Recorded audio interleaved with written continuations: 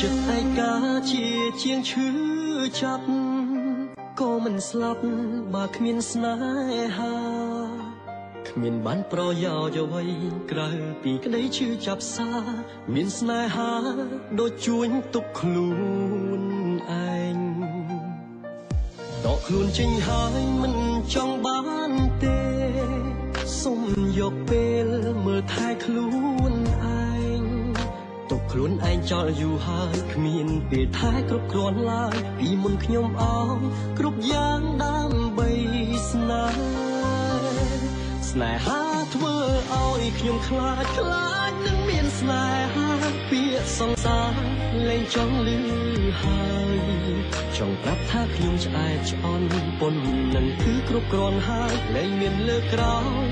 អាណិតបេះដូងមិនដឹងអីផងរងតែការឈឺចាប់ស្ទើរស្ទើរស្លាប់ព្រោះតែស្នេហ៍នឹង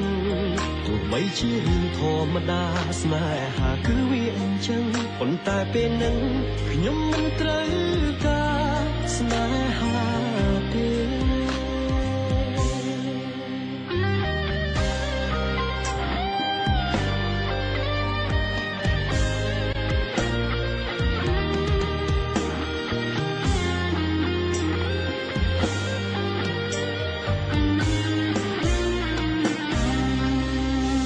ខ្លួនចេញហើយមិនចង់បានទេសុំយកពេលមើលថែខ្លួនឯងទុកខ្លួនឯងចោលយូរហើយគ្មានពេលថែគ្រប់គ្រាន់ឡើយពីមុនខ្ញុំអស់គ្រប់យ៉ាងដើម្បី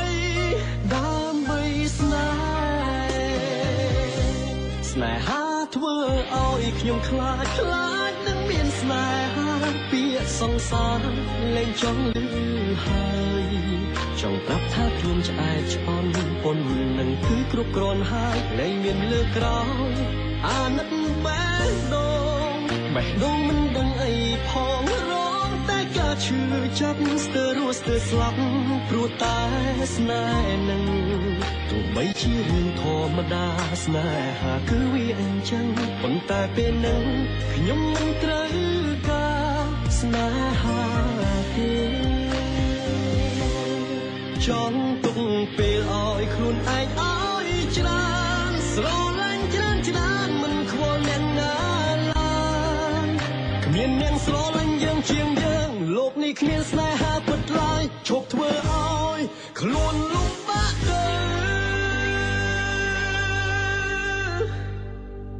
ស្នេហាធ្វើឲ្យខ្ញុំខ្លាចនឹងមានស្នេហាពាក្យសង្សារលែងចង់លឺហើយចង់ប្រាប់ថាខ្ញុំឆ្អែតឆ្អន់ប៉ុននឹងគឺគ្រប់គ្រាន់ហើយលែងមានលើក្រោយ